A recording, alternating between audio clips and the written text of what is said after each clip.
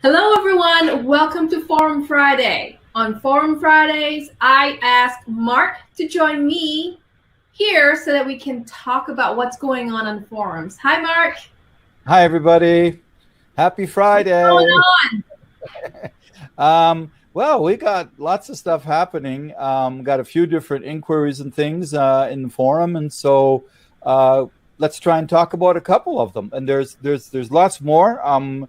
It's getting more and more interest again. So we won't get to all of them. So if you were hoping to be on live, so maybe next week, right? So, if your questions aren't discussed today, we'll save it for next week.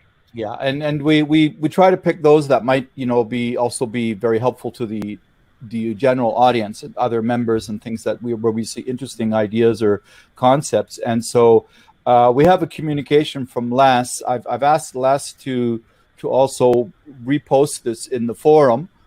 He sent it to me as a comment, as a private message. And so Les is a manufacturer of donut mix, a donut flour mix in Japan.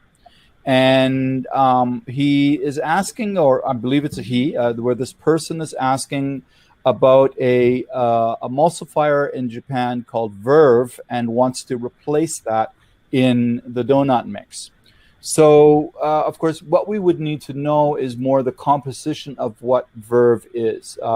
Verve is not a brand name I am familiar with, and I will go based on the assumption that primarily of popularity in Japan are yeast donuts. And so based on that, we can talk about, different emulsifiers that we know are used. Soybean lecithin or, other lecithin, sunflower lecithin. Wait, I have a quick question on that. What is the amount of the donut mix? Did he mention that's used?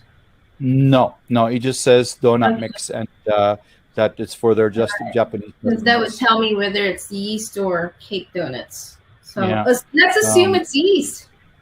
Yeah, that's where I'm going from. In some ways, cake donuts could be simpler, but there's so many other ingredients in cake donuts that there's potential for other supporting interactions and things like that. I mean, a lot of cake donuts tend to have between 20 and 24 ingredients, whereas a yeast donut is usually only about 4 to 6, right? Depending. And so lecithin would be one of the more common clean label type of emulsifiers. There, it's used to help emulsify the fats in the entire system to keep your crumb nice and soft and moist. If it's a longer shelf life type of commercial donut, then most likely would be monodiglycerides, again for water and fat emulsification, and it also softens the crumb. It helps retard starch retrogradation. Well in the mixer. Yep, and then SSL, sodium stearoyl lactylate, is another one that is often used. Right. Yeah. Anything else? You think something like datum would work or no? No, this is not the right spot for datum. Oxidants and other enzymes, yes, perhaps things like protease enzymes, ascorbic acid, or sometimes even baking powders are used to get some of the phosphates and things too. But not datums. The datums would tighten the dough up too much, and you would get too much jump in the fryer, right?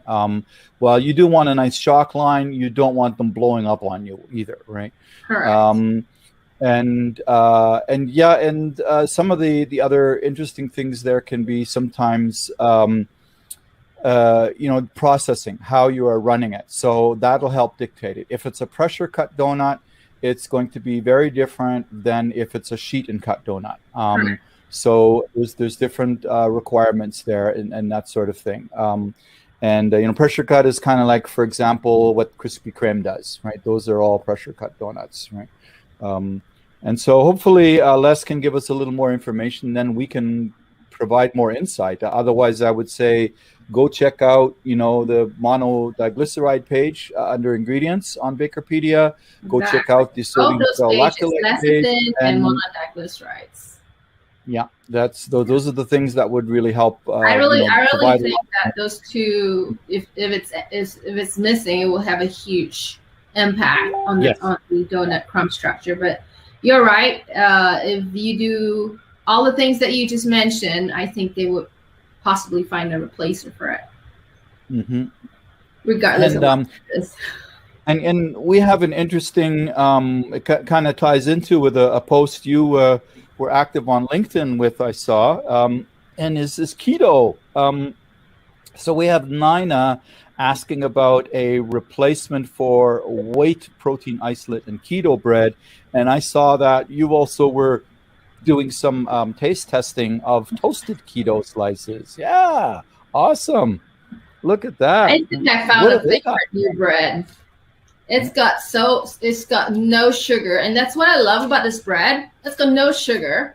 It toasts great, and it's got high fiber. It's like the new level of white bread. You know what I mean? So, what are they replacing some of the wheat flour or the starch at all with proteins? No, I think they just increased the fiber count. I have never seen fiber so high. It's 12 grams of fiber per slice. Usually white bread is what, 1 gram? Oh yeah, if it's white bread, I mean, this is like 12 grams in every single slice. So it's not, this thing is going to be very beneficial for your gut. What do they declare the slice weight as? The slice weight, 30 grams. Oh, that's not bad. Oh, wow, that's incredible. It's not bad. It's actually very, like, if it's not for keto, we wouldn't have seen this, right? If someone were to innovate high fiber white bread, no one's going to buy it. Yeah. But this is what I see the benefit. That's the new way to market it. Yeah, absolutely. Yep. They really changed the marketplace for white bread. Like, I'm going to buy this for my kids now. They love it. Yeah. No sugar. There's a lot of ways to... Yeah, there's a lot of ways to formulate that, and one of them that I've seen done is the what do you call it, the white wheat, white whole wheat. Yeah, so it has a white brand. This particular product. It's amazing. And then there's you can add psyllium fibers, right, like inulin. Soluble corn fibers. There's a lot of different I tell you what works in here. What could work in here is the MGP product, the resistant starch. Yep. The resistant starch as well. Yep. Huge rheologically functional fiber that is not going to affect the volume, right? Yep. So this is why I'm so excited about this is I'm not a keto fan, don't get me wrong. Okay, I don't think keto is healthier. I don't think any part of the keto diet is beneficial. But what I'm seeing to the market is this particular beneficial result as in getting more fiber, getting out the sugar, and making white bread healthier. This is what I see the market moving to. And it's a way to successfully market your product in another way. It's for all intents and purposes, it may be the exact same loaf of bread, just rebranded, so to speak, as keto, right? It's easy. Like there's lots of high fiber stuff out there, right? It's just how you brand it, how you market it, right? That's really cool, right? And I guess wondering, I'm just thinking. Again, I'm sorry. It's about whey protein isolate, so that's why I was wondering if they have any protein in that keto bread. Because I mean, if you're not using whey protein, usually the first things I would look to is soy or pea. Wheat protein isolates. Or wheat protein, yeah. It depends on the importance of whether or not you are making a protein content claim. Because the only the wheat protein isolate is much more functional.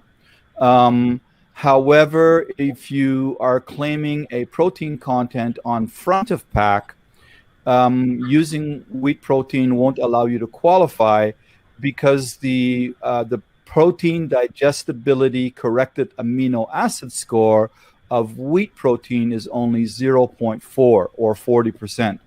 Whereas if you're using whey protein, it's like 0.8. If you're using albumin, it's 1. If you're using soy protein, it's 0.8. If you're using pea protein, it's 0.85, I think, right? So and pea protein is getting much better. The main reason it had been avoided in the past was because of flavor, because it tastes like pea. Not I mean, like, flavor. But this now they've found ways to process it. It's with whey protein isolate. Yeah, that's usually the easy one that a lot of people will gravitate to, right? I mean, it's easy to work with in that respect. But if you're trying to make a vegan keto product, you want to get the dairy out, right? So that's the other thing, right? And that's where something like soy and pea or wheat protein isolate. I love using wheat protein isolate if it's just for functionality. If you're not trying to make a health claim in terms of protein. Because that'll be the best functionality in a keto type situation, is the wheat protein isolate. And it's much, in this type of situation, it's a lot better than using straight wheat gluten, because the straight wheat gluten is just going to make it like a rubber ball, right? Don't use straight wheat gluten. The wheat protein isolate, because of the way it's processed, is it actually gives you a nice soft crumb, and it really is very functional. Right? And as you mentioned, MGP makes that as well too, right? The bread tastes great.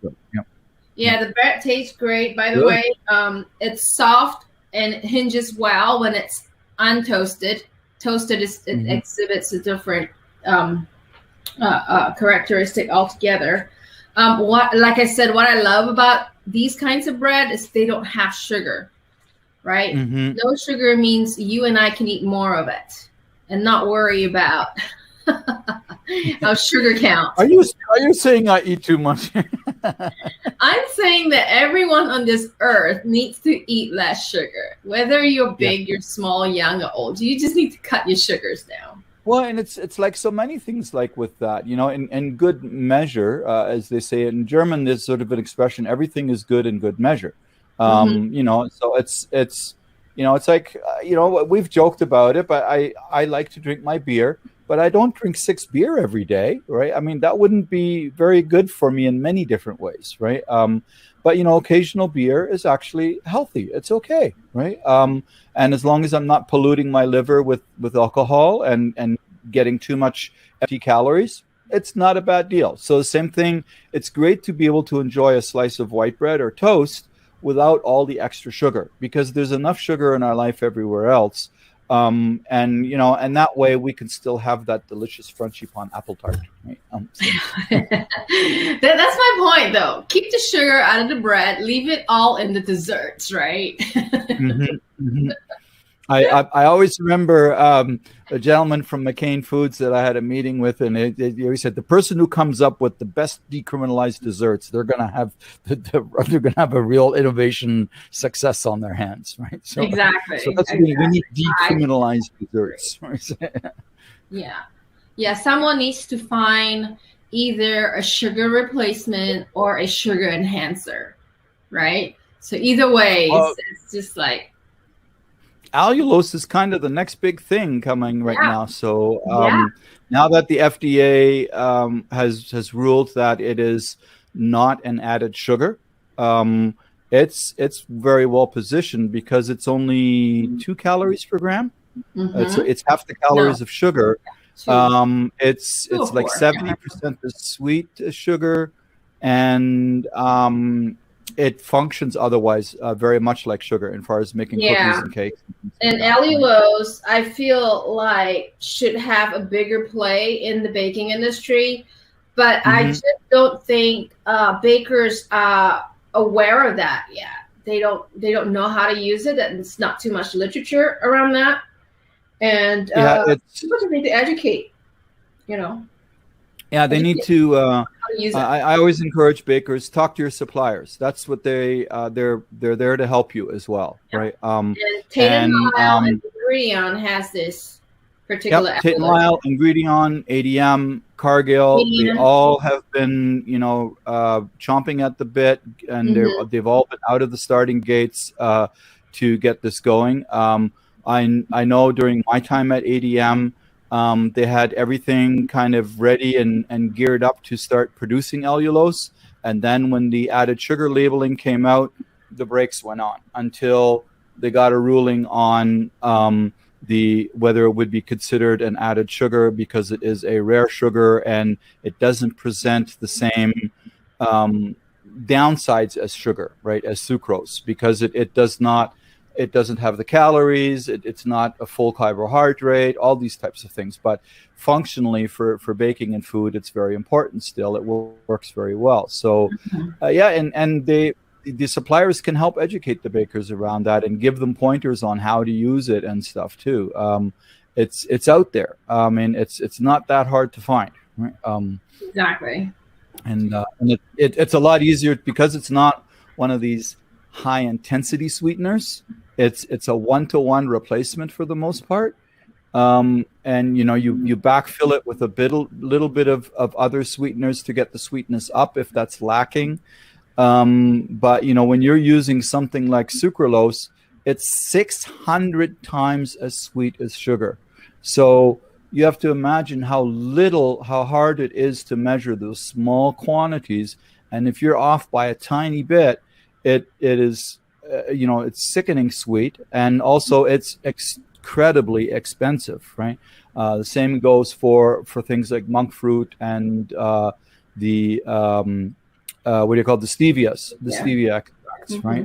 Monk fruit is incredibly expensive, and stevia a little less so, but also still over 200 times as sweet as sugar.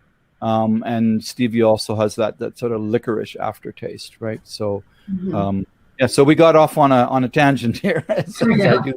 But that's all. This is different to the forums. What else do we have to discuss at the forums? We have another inquiry as far as on commercial cake mixes. We started talking about this a little bit last week, and Aparna has kind of responded in that they make this mix without a chlorinated wheat flour, and that the end user adds eggs, cake gel, and per 1 kilo of premix. So if they're trying to make the cake more white, then either they need to instruct the end user to use less whole eggs and replace those whole eggs with egg white, or they add dry albumin to the premix and tell the end user to use less whole eggs and add additional water to hydrate the albumin. Because to make a very white cake mix it's all about removing the egg yolk. That's where all the color is coming from. And if they're using a standard wheat flour, especially if it's not bleached or anything, that already has a creamy color on its own, right? And of course, I don't know what's in the cake gel, but if the cake gel is made with lecithin, well, then they need to remove the lecithin too. They need to go with a different emulsifier, right? But so wherever the color is, whatever color you're putting in is what's going to come and shine out in the end, right? Very good advice. Cake, for example, is made with no egg yolks at all. That's why it is a brilliant white, right? Of course, then Angel Food Cake is primarily popular here in North America, where we make it with chlorinated flour. That makes it so really nice and bright white, right? And so that then, and those are the main things. There's another a conversation continuing with Goodwin from West Africa, but I'm going to respond to that on the forum a little bit more first, because otherwise we'd have another half hour of Forum Friday going on. So and then we get all tangent talking about sugars. It's a more detailed one, right? So lots of stuff going on in the forum. I had a gentleman contact me through LinkedIn, where I believe Richard is going to speak to it possibly a little bit on next Tuesday on the Tuesday 10 at 10. And I've asked him to post in the forum as well to get feedback for the community and so the community can learn. And he's looking for information on, how to, we've been talking a lot about QA on flours with the seminar and stuff like that. Well, this guy's interesting. His approach is the QA on butter and fats for laminating. And so that's interesting. I'm used to like just some of the standard SFC profiles for shortenings, but QA on butter for laminating, that's a little bit different. And so that'll be interesting. Done. Yeah, I mean, if it's 20 to 30% of the formulation, absolutely. Yeah, you know, exactly. And you don't know how much water is in that butter. Exactly, that's a big part of it. And then what can the dairy do in terms of SFC profile for them? Because I know that to not to get off tangent too much here, but I know that in the news lately here in Canada, one of the things is that consumers have been noticing that the butter lately is firmer. And I don't know if you've had the same thing in the US, right? I read something about that in the cow's diet. Something about the cows that they've been adding palm. They've been adding linolenic or linoleic. Yeah, the higher linoleic acid, and there's some thought as to that might be contributing. I'm kind of wondering if it really can survive all the digestion, but it's. My croissants are nice and flaky anyway. I can say that much. But yeah, there may be something there, and if I think that if you're a large enough quantity buyer, the dairy can probably work with you on trying to isolate certain fatty acid profiles to get you a good amount of solids, so you have a consistent plasticity, right? That's the important thing, right?